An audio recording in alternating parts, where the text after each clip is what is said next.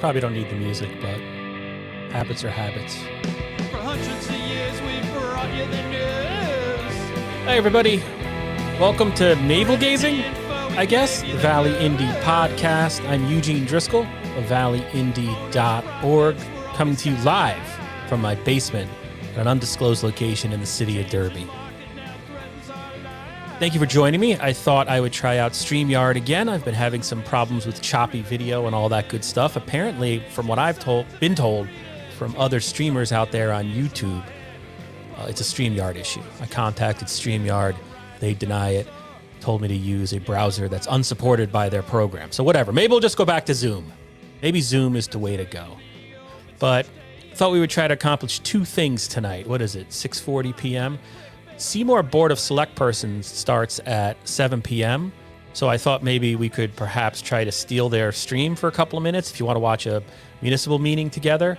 I think it's okay. I think it's technically called stream sniping, but it's a public meeting. And why don't we get some people to watch, right? And then we can see if it works, really. Carol. Hi, Carol. I went through two of the topics tonight. We're going to watch a Seymour Board of Selectpersons meeting together in about 20 minutes, or at least that's the plan right now, unless I get shut down by the FCC. But before that, I wanted to quickly point out that I was contacted by Kayleigh. I'm probably going to mispronounce your last name. I apologize in advance, but keep in mind, I am a moron. Kayleigh Mihalko from Seymour reached out to me. I had done a broadcast, I think the other night, complaining about, you know what, there's not enough Seymour, Ansonia, Derby related stuff on YouTube. It's all just realtors trying to get you to move to the neighborhood. I already live here. I don't need that. But she pointed to something that I believe she created for the Seymour Historical Society. It is an online series. Episode 1 is about Citizens Engine. That is the fire company up there in the town of Seymour. So I thought we would take a moment to test out this stream by watching Kayleigh's creation. Let me just fade out Ken Dixon singing there. If there are any news junkies out there, Ken Dixon is a longtime political columnist for the Connecticut Post, who's also a talented musician, gave me the permission to use that song, Ride the Dinosaur by the Bad Slugs, to intro this podcast thing I do every once in a while. So I'm going to present my screen. Feel free to comment, ask questions, whatever anybody wants to do. My DMs are open. I don't even know what that means. I've just heard it said. I'm going to share the screen here. And again, this is episode 1 from the Historical Society of the town of Seymour. Let me know if it's too choppy.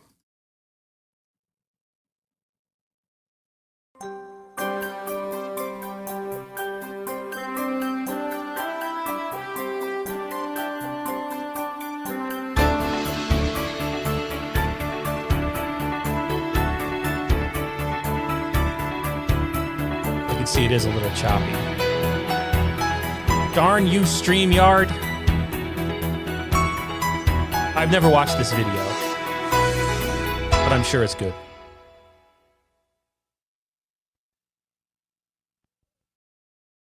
We're here, as you said, at Citizens Engine Company number 2. Citizens began here in Seymour in 1884, and it's company number 2. The reason we're company number 2 is actually we're the second fire company in town of the Seymour Fire Department. In 1882, 2 years prior to Citizens forming, there was the Ocean Fire Company. It was named after the first fire truck they had, and that was formed in 1882. We do have some records that go back to 1884, but they're not as in-depth as we wish they were. So we don't have a true answer whether or not they were located in the same spot. It's believed that they were. It appears that Ocean stopped doing business and we began in August of 1884. However, it's not 100% sure. So we are actually company number 2. We often get questioned on that because there's another fire company in town, Great Hill Hose Company number 1, which this year is celebrating their 70th anniversary. So we did have approximately... I'm going to pause for 1 second here. I can see on my end, it still is a little choppy. Definitely a StreamYard issue there, because this video should be working perfectly. I don't mean to be so shifty-eyed, but I'm watching the video as it plays to my left here.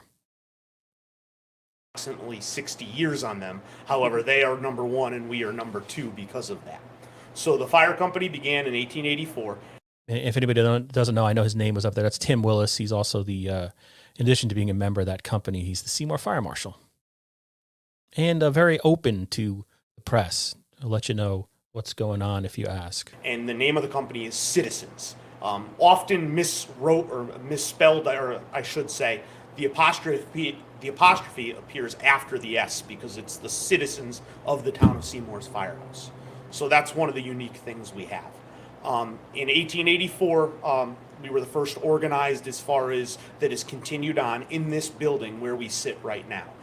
We're here at, I think legally we're actually 20 DeForest, which no one knows. It's 26 is our mailing address, but we have sat here on what was previous. Sorry, I just want to try one thing now that I apologize for interrupting Tim and Kayleigh's video, but I want to see, what if I turn the quality down on the video? Does that make a difference in terms of the choppiness? All right, let's give it a try again. Previously factory in Raymond Street in the 1880s. Obviously downtown Seymour was changed dramatically in 1955 with the flood, but we're currently on the corners of Wakely and DeForest. So the fire department formed in 1884 that we know now today by Fire Chief James W. Swan. He was the first fire chief here. Now we have, in this current age, we have a captain that runs the firehouse business directly here. In 1884, we did not have captains, we had foremen. So the first foreman in the town of Seymour was Mr. Beecher. His first name escapes me right now. However, you'll see as we talk about the history of this place, many of the names that show up have meaning to other residents. The Swan family was very prevalent in this town. You'll hear the Chamberlains, the DeForests, the DeWolfs, the Boise's all had membership here over the years. And these are all names, as I'm sure everyone's well aware, that street names in town are named after, and so on and so forth. Sorry to interrupt again. I want to turn down the quality just a little more to see if it should. That almost seemed like it made a difference. Right, I'm doing down to 360, whatever that means. Again, so this is clearly a StreamYard issue. One of the first major fires that we experienced here was in 1896, the Ting Opera House, which sits behind us now. If many of you are familiar with the river, the fish bypass, which is at the Ting Dam, that was because of the Ting Mills, I believe, that were there, and the Ting Opera House, which did burn in 1896.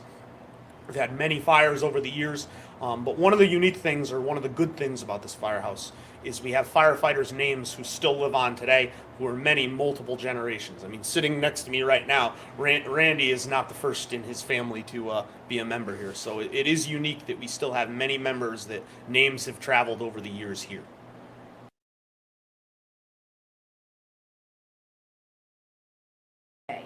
Behind me is one of our original hose wagons. Now, it is not original in piece. It is the original one we had, though. It was rebuilt, and Randy might be able to help me on this, in the late 70s and early 80s. I know actually they were out in Lancaster County getting the wheels redone, and some of the pipe fittings and things have been done in-house. However, before we had fire trucks, we had to get hose to a fire scene. And this was actually a hand-drawn hose cart. So that would mean that when the fire bells rang, there was a bell on this house in 1884, firefighters would come down here, pick this device up, and then run to the fire carrying it. So it may take 20 minutes, a half hour, an hour easily to get firefighters to the scene of a fire, unlike what we are used to today. Going to pause for 1 second. I know this doesn't matter to anybody, but I turn down the quality of the video, and then if I leave my cursor, believe it or not, if I take it off the screen and leave it basically at my desktop in the top left, it seems to stop the, whatever they call that, delay that you see, lag. This early fire apparatus was steam-driven. They were known as steamers. And a steamer didn't carry water. What it was a large steam engine with a pump on it. And the firefighters would have to start a fire in the engine with coal and build up pressure in order to pump the water. So they were quite heavy, much larger than what I have behind me. So they would need to be horse-drawn. Being that this firehouse is original to 1884, although with some upgrades and some corrections due to fires and the lightning strike of 1896, these horses resided here. And one of the things that often I know kids are always Wait, I want to hear more about this lightning strike of 1896, Mr. Willis. fascinated by about is our staircase to the second floor is a round staircase. And you'll find this in many, many firehouses of this age period. The reason is horses, as many of you know, wear blinders when they're trying to keep them in line. Horses get scared of the round stairs and will not progress up them. So it was a way when no one was here to keep the horses from going up on the meeting room floor.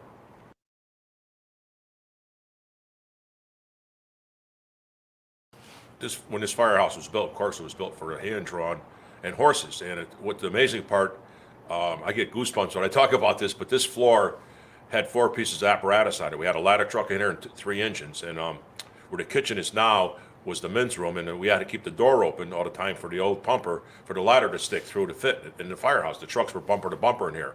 I know at least 4 firehouses in the valley that are younger than this firehouse had the floors replaced. It was just amazing. We had 4 pieces of apparatus on this floor from the 1800s up to today. There's still 2 pieces of apparatus in here, that nothing ever happened to the floor. Another past history of the place, we had a fire upstairs in the meeting room, and Mr. Spoonheimer was past chief, past captain. He drove all 4 trucks to the fire, and he made Ripley's, believe it or not. He got all 4 trucks out of here while the place was burning. And that's quite a history right there, driving all 4 trucks to one fire. He just drove them out the door to get them out of here. So I'm just going to pause for 1 second there. I copied the URL for this. I just want to share it if I can. You know what? I should stop sharing those, shouldn't I? Hopefully it stays at that part. So I'm not going to play the entire thing. It is a half hour. And, oh wait, somebody's coming in. My dog's going to bark in 1 second. Let me share the link down in Facebook if I can, if you're watching this. It just requires me to reload the Valley Indy Facebook. I turned down my volume there. Let me put that. And it's right there. So if you're watching on Facebook, you can now see the link below you. I'll go back in 1 second. I want to check out the comments to see if anything's going on. It looks fine. Carol Ford says, Randy, that's amazing facts. Yeah, that was cool stuff there. We can go back to it. I want to try streaming the Seymour Board of Selectpersons meeting in about 8 minutes. So we'll get a couple more minutes out of this. But look, hey, it's not choppy. I figured out how to not make it choppy. It's a big victory in my life. Now, what if, let's get a little greedy here. Let's turn the quality back up. I'm not going to go to 1080. Should I go to, let's go to 1080. Let's see what happens. We'll get this in all its glory. Then I'm going to hit play and my cursor will then run away. Let's see if it's choppy or not. We do have an operating fire pole here. You don't see it nearly as much as you used to, particularly because new firehouses are typically built on one level. However, in urban environments, in areas where you don't have sprawling land, you do have tight quarters with multiple levels. So you will still see them periodically in newer firehouses, but they are a rarity. I only know of 2 others in this part of the state that have fire poles readily available. Unfortunately, or fortunately, depending on how you look at it, we typically don't have firefighters staying here day to day, so there's not always someone upstairs. Our average firefighter probably isn't going to run upstairs to use the pole to come back down during a fire. However, we all would, though, wouldn't we? It still is functional, and if there was someone upstairs right now, they may use it if there was a fire.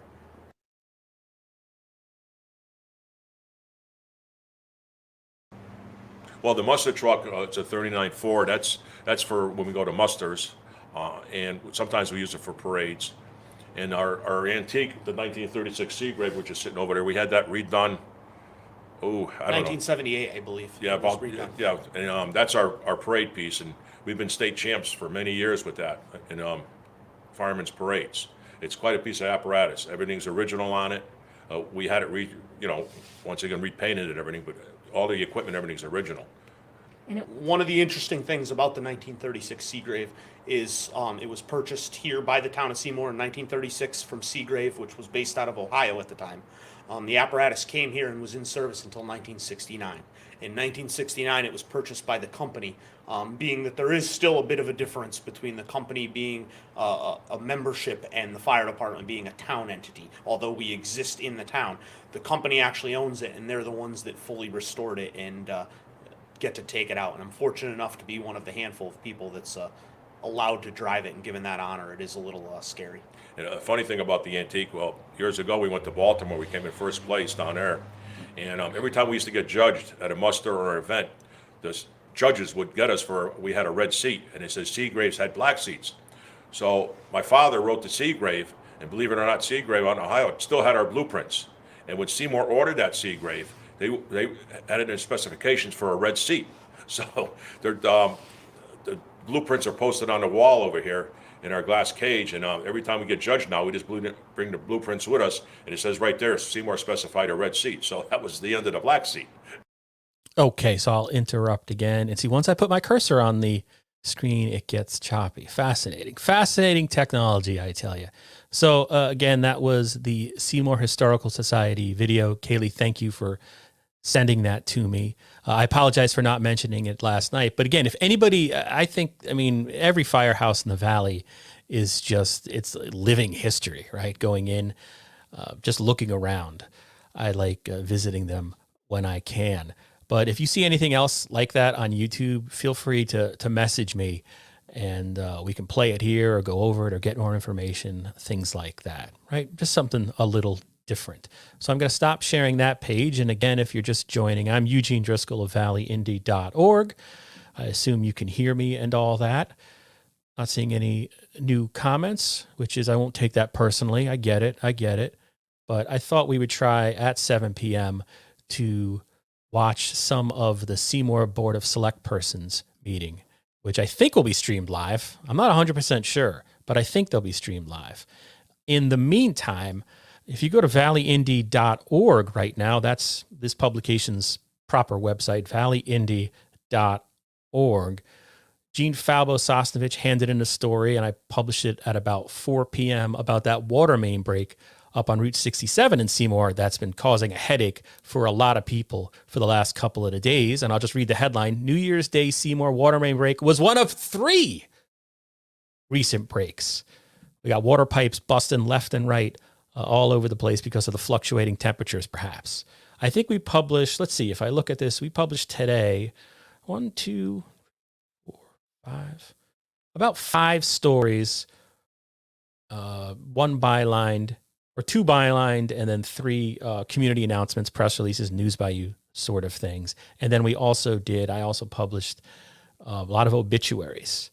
It is true that around the holidays like this, the number of obituaries increases. That's not a myth. I've been posting obituaries for a while now. But I think, what's today? The 3rd. There's also 1, 2, 3, 4 new obituaries on valleyindy.org. Not to be morbid, but that's what people read. Obituaries are definitely the most read topic on the website. So what else is going on today? There's a Martin Luther King ceremony coming up January 16th at Ansonia High School. That's also a fundraiser for a couple of student groups, I believe, there within the Ansonia school system. We got a Rotary meeting happening tomorrow. That's the Ansonia, Oxford, Seymour Rotary has combined into one. If you go to valleyindy.org right now, you can get the information. Also posted a public service announcement about the Naugatuck Valley Council of Governments wanting input on our region's future. There's a link to a website or a survey where you can weigh in. That's addition to, there's some, if you want to stop smoking, probably a good idea. Griffin has a public health announcement.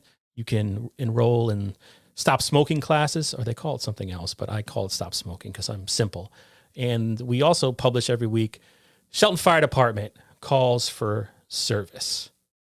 Actually, it looks like we did that twice, but it's only because I took last week off, so there's not as many extras. Also have a good story coming. The Seymour Dog Park is unofficially open. Gene Falbo-Sosnovich wrote a story about that. I'll be publishing that later in the week. Gene is also in attendance, or she's supposed to be in attendance. Maybe she's watching at home. I don't know. Maybe she's watching this now, and she's going to have a story, I think, out of something that comes out of this meeting. Not necessarily tonight, but later in the week. And I also have a bunch of Derby stories I have to catch up on from before I went on vacation. All right, let me peek over into the Seymour page. And again, what could happen here, I could receive a cease and desist from Seymour Town Attorney Richard Berterla as I broadcast. So this could be exciting. There could be a motion to, I don't know, have the Valley Indy editor arrested. You'd have to find me first.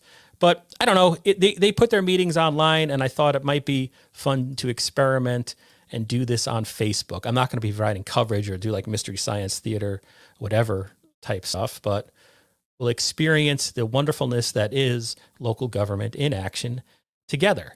They're not quite live, at least that I see. Oh, and by the way, I should put this in the Facebook chat as well. If you want to watch, if you don't want to watch my fat head, go watch this yourself on YouTube right here. I'll type in Seymour meeting on YouTube direct link. That way, when I get hauled in front of a judge in civil court, I can, that's a, what do they call that? A mediating factor. Still don't see him live. I think this is the first meeting they've had, or the second meeting they've had. I'm not sure, since Christopher Bowen resigned his position on the board because he's moving out of town. Maybe they're not streaming. If they're not streaming, I will just sit here for an hour and we'll have to go over Stuttering John videos. Let's see. Tom H. videos. Yesterday I watched your video via Facebook, but now I'm watching via YouTube. Same efforts. Yes, Tom, this is streaming to YouTube and Facebook at the same time. I could also put it on Twitter, which I did with those previous broadcasts. My long-term plan is to just start doing these on YouTube, but that requires the Herculean effort of trying to get viewers from Facebook to come to YouTube to watch these. I'm down. I was 11 viewers. Now I'm down to 9. Okay, here we go, ladies and gentlemen. Let's tune in to Seymour Board of Selectpersons from the Norma Drummond Room in Seymour Town Hall.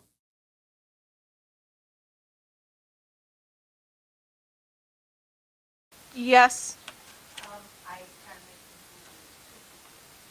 so I'd like to put in the record that in item number 5 of last 9, that was discussion, Andrews, not Anderson. Mm-hmm. And then item 8A,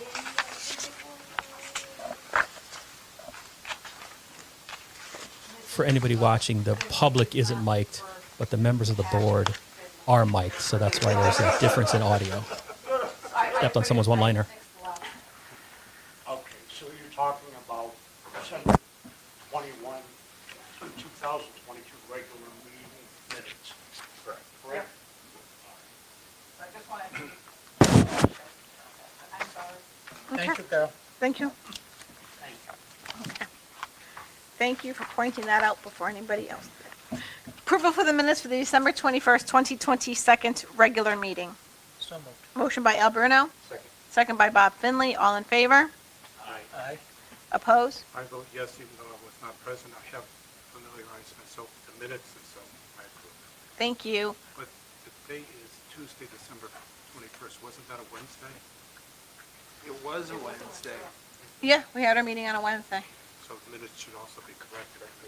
Catch, Fred. Good catch. You weren't even there. No, I wasn't. Please note the date change. Fred's everywhere. Chair votes aye. Motion carries 6-0. Going to throw the agenda in the Okay. comments Can on I this have video a on motion to Facebook. approve the minutes from December 21st, 2022 special town meeting? Motion by Patrick Lombardi, second by Al Bruno. All in favor? Aye. Abstain? Noes? Fred? I'm voting yes. Okay. I have familiarized myself with the minutes, and again, I think the meeting was on Wednesday, December 21st. Yep, that one's right. They both say December 21st. But it says It Tuesday. says Tuesday, though. It was a I don't Wednesday. see Tuesday in here. Doesn't say Tuesday. Wednesday. Oh, Yeah, it doesn't say Tuesday on the Says first, December Only on the 21st. first. Where? I'm looking. No, I said only on the first. Oh. On the top. On the top. On the top. Got it. So the minutes on special time minutes. Yeah, it's fine. Yeah. Only Okay. the first one, the second one's. Great. Special. Chair votes aye. Motion carries 6-0. Thank you. Yeah. Second one says just Wednesday. If you're just joining us, I'm just playing a municipal meeting live as it's happening. As it's happening, it's not indicative of anything controversial or Discussion and take particularly possible of note action, on the ARP agenda. I just thought it would allocations. be an A is experiment to Patton do Avenue this with drainage improvement StreamYard. for 110. We voted on it, but we do not vote to set aside 110,000 in ARP allocations. I'll make a motion to set aside 110,000 in ARP allocations. Motion by Trish Danka, second by Bob Finley. Discussion? All in favor? Aye. Chair votes aye, motion carries 6-0. B, central office relocation project. We don't have a final count on that, so we can't really discuss and talk about it, but Fred Stanek wanted to mention something Well, I about wanted it. to proceed with what we have expended to date so that there was an accurate accounting for this office, the First Selectman's office, with regard to future allocations of the ARP funds. However, I received a summary from central office, of the expenditures at about 4 o'clock this afternoon, and I find that my figures do not reconcile with the central office figures. I'm assuming the central office figures are correct, but I'd like to look at this again, and so I would ask that we table the matter. No problem. Can I have a motion to table the central office relocation? Thank you, Pat Lombardi. Motion by Pat Lombardi, second by Fred Stanek. Discussion? All in favor? Aye. Chair votes aye, motion carries 6-0. Item number 18 is, 618 North Avenue, tax abatement in the amount of $3,835.26. This is a piece of property that the town took over in a tax foreclosure, and since it is now the town's property, we have to abate the taxes. I'll make a motion to abate the taxes of 18 North Avenue, providing that the previous owners to which we've taken, from whom we've taken the property are removed. Confirm that. I believe, I believe they are. I'll reconfirm with Tony Caserta, but I believe they are. And in fact, to refresh my recollection, when I looked at the, That's the town attorney talking. give me a second here. When I looked at the judgment file, I believe they have relocated to a neighboring community, and their address is on the,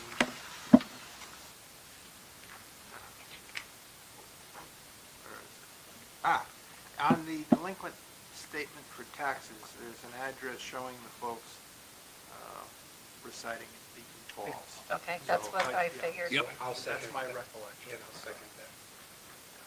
Discussion? Is it the procedure of the policy that tax collector how you, how counsel firm? Don't think Fred Stanek's microphone is on. It has slowly started becoming policy. It isn't exclusive. Some I are, favor counsel, tax foreclosures, rather than using the Marshall Plan. I have very strong feelings, well, I actually have strong feelings. I favor, Put your mic on. Thank you. it's gotta be green. It's the battery. Try, there you go. Mine dies when That's a the battery- bipartisan microphone. Fred, Politics at this table. we try not to. So what I started to say is, my friend Fred Stanek, I also favor traditional tax foreclosures or bulk lien sales.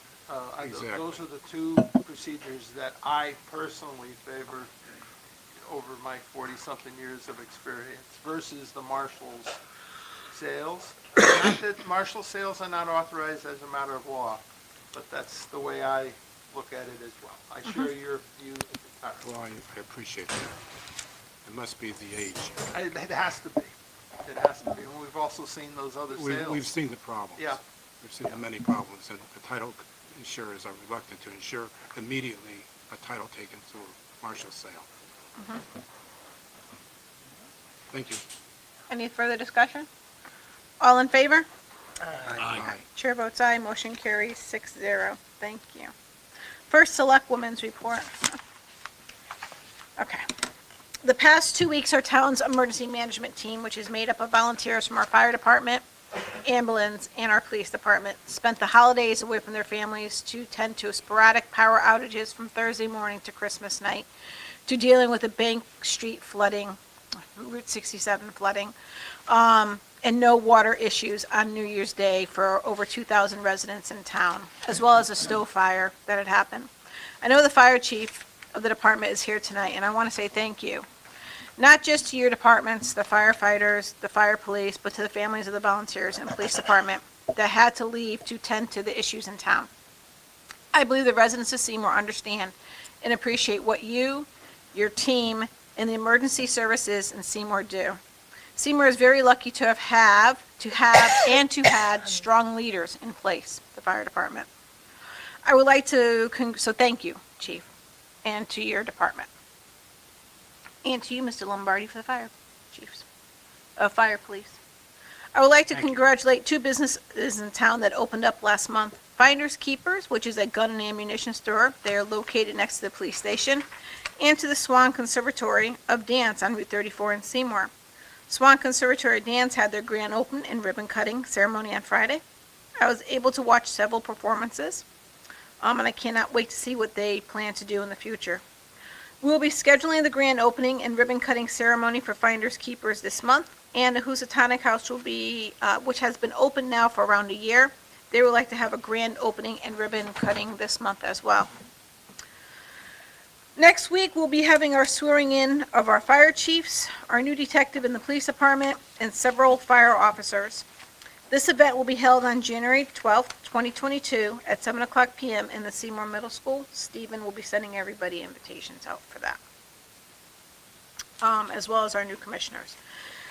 January 9th and 10th, the town starts the budget summit.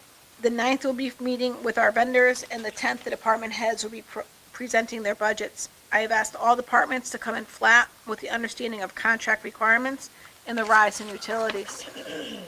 Next Wednesday, I'll be meeting with Aquarian to discuss the water main issues that the town and residents have been dealing with. Next Thursday, I'll be meeting with Eversource in regards to Storm Elliott, as well as future communications pre, during, and after storm hits our town. We are continuing to receive information in regards to the $375,000 that was taken from the town via cyber. I'm hoping to be able to update this board as well as the Board of Finance and the residents in regards to what took place and the actions that are being taken in our next January meeting. The dog park is open for use. The hours are from dawn to dusk. The official opening will be in the spring. We ask all visitors to please pick up after your dogs. We're hoping to have the waste bags and disposal pails in soon, if not already. That's it for my Selectwoman's report. Is there any questions on my Selectwoman's report per se? Okay, appointments in your packet. Well, not really in your packet, on your desk. You'll see the appointments. Christian Miller, Board of Fire Commissioner, appointment 3 years, term expires 1/3/2026. I'll make a motion to appoint. Second. Motion by Trish Danka, second by Pat Lombardi. All in favor? Aye. Chair, discussion? Chair votes aye, motion carries 6-0. Gary Parkasevich, Board of Fire Commissioners, appointment is 3 years. Term is, ends 1/3/2026. Make a motion for Gary Parkas. Savage. Gary Parkasevich. Second. Motion by Trish, second by Bob Philly. Discussion? All in favor? Aye. Chair votes aye, motion carries. Congratulations. Thank Tax refunds and abatements in your package. You will find the tax refund and abatement. Please review, make sure there are no, I would say complaints, but that's not the word. Issues. you. Make a motion to accept as presented. Motion by Trish, second by Al Bruno. Discussion? All in favor? Aye. Chair votes aye, motion carries 6-0. There is no correspondences. Is there any public comment? Please come to the mic, state your name and address, please. I'm Christian Miller. I just want to thank the board for appointing me for the next 2 years as a fire Thank you.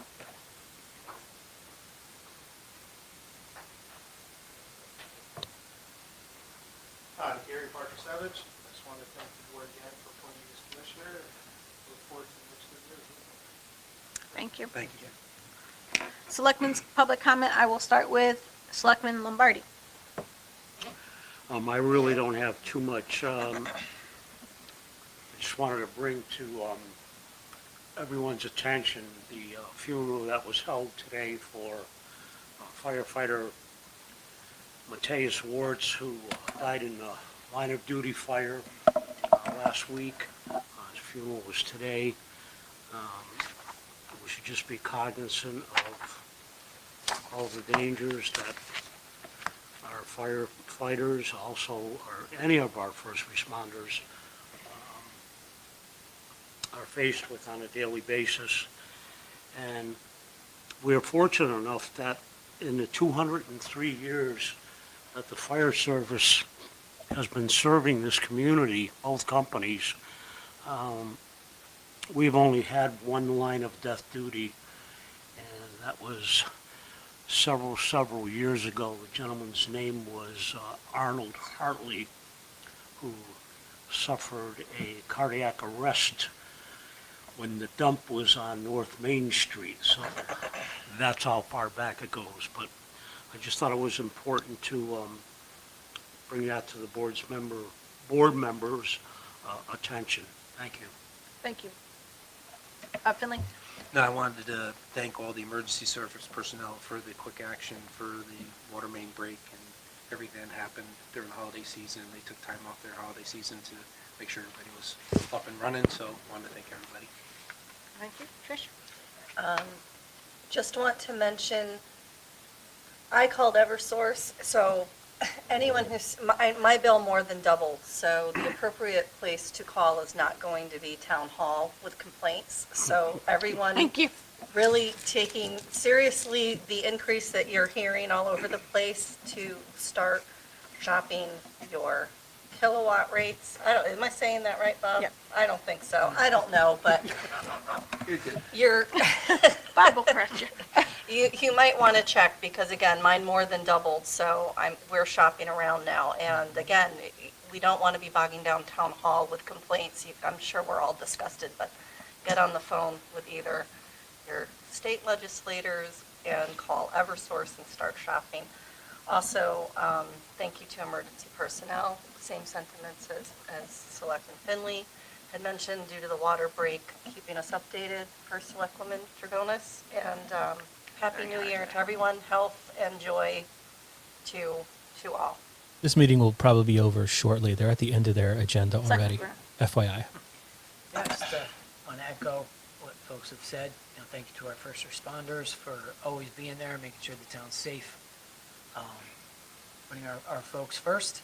I know it was a tough holiday season with our temperatures plummeting, and we have water main breaks, and there's always something going on. So thanks to everybody who does that. We appreciate it. Trish is right about the electricity rates. There was notice 3-4 months ago this was going to happen, that they were going to increase prices, citing a lack of natural gas due to the war in Ukraine. I think it's somewhat convenient. I think the profits are still through the roof. Please do not blame our first select woman or town hall. Folks have been very complacent with that, haven't voiced their displeasure with our legislature, and it's been put on the radar since we had our issues in our town, when Eversource did not really respond to Kurt at all for days during our problems with inclement weather events, big events. So, yeah, like Trish said, shop your rate. Should always do that. There's a site, it's very easy. Been doing it since they deregulated that whole industry. Yeah, and even if you have to do it again and again and You keep bet. making sure, because You bet. I failed to know that mine expired and went way up. Yeah, So, I mean, but they're supposed to give you notice, Trish. well, under law. I missed that. If they did. Okay, just making sure, because they should have. Want to then you make should sure check. they're people that doesn't happen to, because my Trish, bill is going to hurt You next should month. check and make sure they did, because they're supposed to give you notice. I think it's 30 days before that contract expires. They can't just play the gotcha game with you. Yeah, They have to let you know that. well, I'm feeling gotcha. I'm sure Bob can Thanks. say that, but if I'm not correct with the time frame, but I'm sure Bob knows more than us all probably. But, and other than that, Happy New Year. Thanks. I would like to echo everyone's responses to the extraordinary job that the emergency personnel in the First Selectwoman's office have performed during this crisis time of emergency management needs. I just think the emergency personnel have done a great job. And Happy New Year, everyone. I'm not going to repeat what everyone else has said. Thank you. Thank you. And just as you know, Selectman Bowen's resignation did take place, and we're just waiting for a name from the DTC. I know you have a meeting coming up soon, so we'll hopefully have a name for our next meeting, maybe a person. Sure. So with that, can I have a motion to adjourn? Motion to adjourn. Motion by So Trish, moved. second by Pat Lombardi. Discussion? No? Good. All in favor? Aye. Chair votes aye, motion carried. Well, someone's got a hot hand on the end live stream button, huh? But anyway, that was the Seymour Board of Selectpersons. I thought we would just drop in and check that out. Again, there was nothing of controversy on the agenda. I just thought I would try out StreamYard by stealing their feed and playing it to people on the Valley Indy Facebook page. So, quick meeting. I know Carol mentioned there were some things she wasn't aware about. I mean, if I did a quick rundown of that meeting, First Selectwoman Anne-Marie Dragonis, that's the top elected official in that town, did briefly touch upon a cybercrime to which Seymour was a victim. They basically, they got scammed. There's stories on valleyindy.org. I don't want to repeat it off the top of my head because I'll get the details wrong, but they were victims of a cyber crime. Not a hacking per se, but I believe an official in some capacity was tricked into relinquishing username and password type information. So that's under investigation by the FBI and local police. First Selectwoman Dragonis said there could be an update coming in January. She went over a couple of new businesses in town. One I know is a dance school over on Roosevelt Drive towards the Oxford border. I live close to 34, as if you have any idea what I'm gesturing to. And then what used to be the Lake House has reopened under another name. It's been open for a while. They're planning a grand opening at some point in the future. But that was the meeting. It worked. Thank you so much for your patience.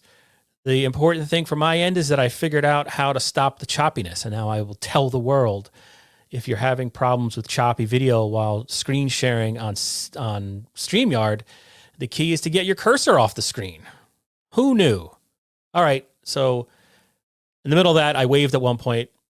My wife just came home with some dinner.